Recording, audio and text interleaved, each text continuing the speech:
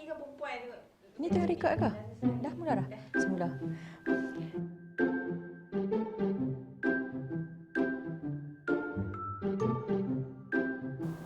Mestilah perempuan. Sudah tentulah wanita. Perempuan?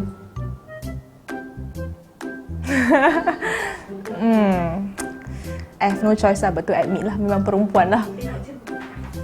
Wanita. Kalau kita jalan ke mana-mana pun, setiap meja wanita mesti ada cermin lelaki.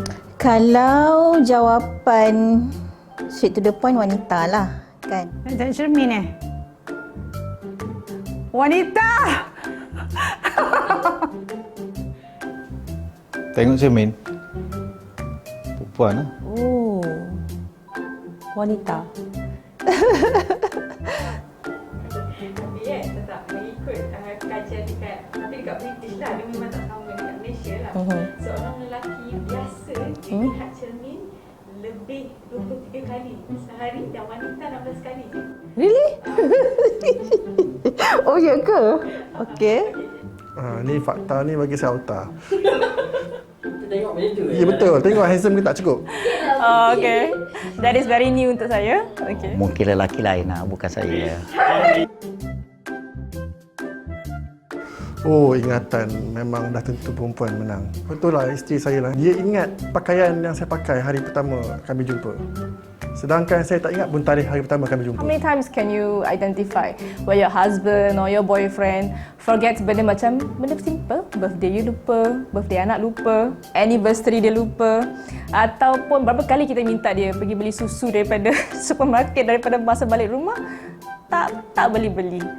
Memang women have better memory daripada lelaki. Okey, kalau kuat memori saya rasa dua-dua ada kelebihan. Lelaki lebih suka mengingat sesuatu yang penting, manakala wanita pun lebih suka mengingat sesuatu yang special. Barulah rasa best duduk sama-sama kan. Lelaki dan wanita bergabung meletup. Oh, okay. Oh, that one very cynical. Okey lah, kalau macam tu, I admit lah, ladies lagi powerful lah in term of memorizing, especially on the special occasion, special date. Laki mancis pun lupa, lighter pun lupa. Kalau bandingkan memori, memanglah. Perempuan ni dia bukan jenis apa? Bukan senang lupa. Gaduh dengan bini, benda-benda lama boleh bawa lah. Memori saya selalu full. Okey, saya pernah baca tahu kat Facebook ada orang tu tulis perempuan ni dia boleh ungkit benda yang 10 tahun, 11 tahun yang dulu, tapi dia lupa dia letak pin tudung dia dekat mana, kan? Okey. Kajian yang dikendali oleh some university mendapati lelaki punya IQ lebih tinggi. IQ IQ dia lebih tinggi dan serta otak dia lebih besar. Saiz otak dia lebih besar. So, tapi perempuan which is wanita, otak dia berfungsi lebih cekap dan efisien dalam ujian memori. Okey, betul lah tu. Okey. Suka saya nak komen dalam APMM ni sebab bilangan wanita cuma 4.28% daripada lelaki. Jadi satu bilangan yang sangat kecil.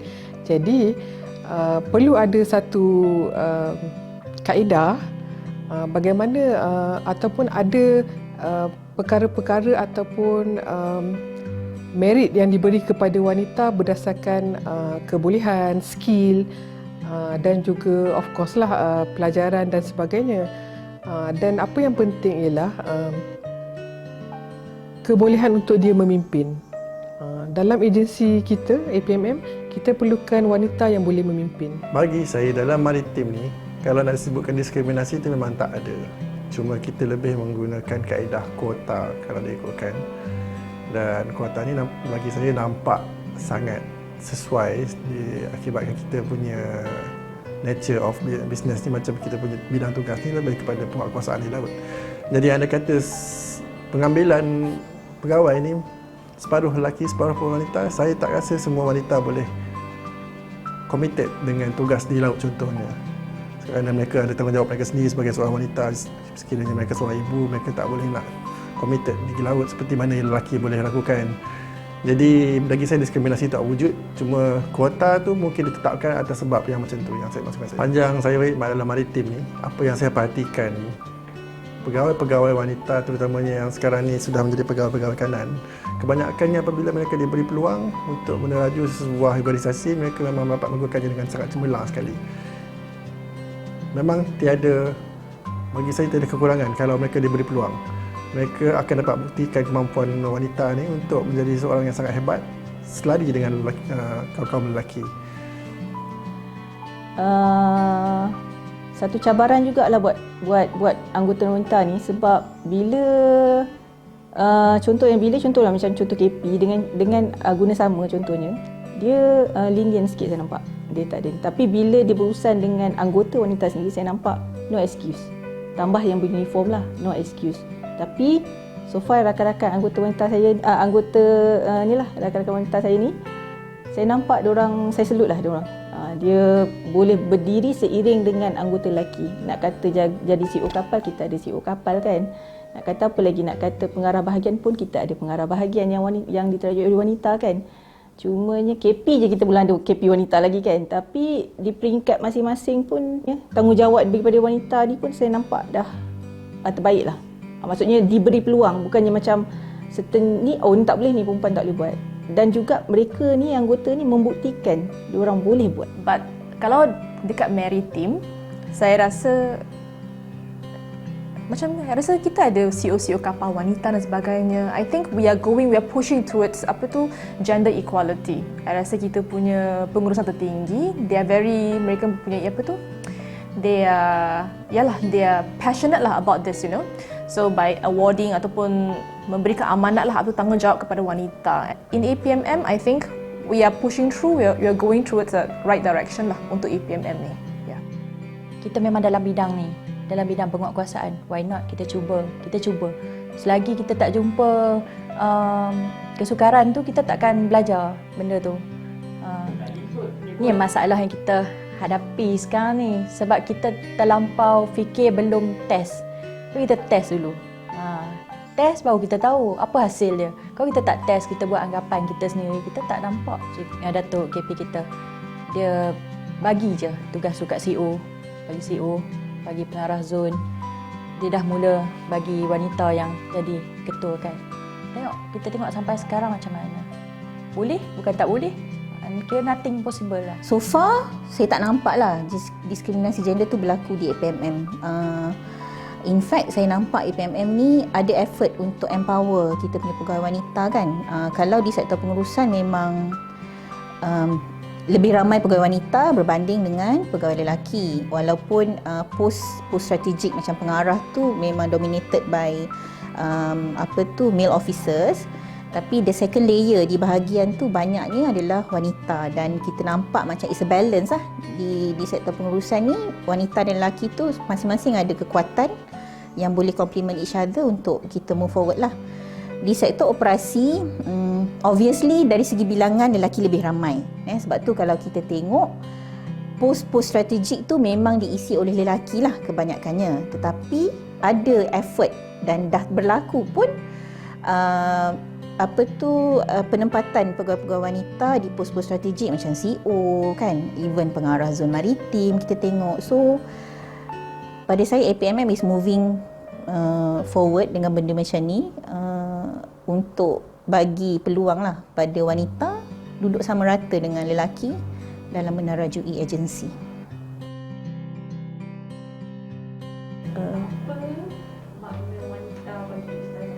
Wow. Wanita. Okey, lepas Dika cakap dengan saya dia nak buat interview ni kan, I did some reading lah. So daripada pembacaan yang saya buat ni, wanita ni can be anything. You can be anything you want to be.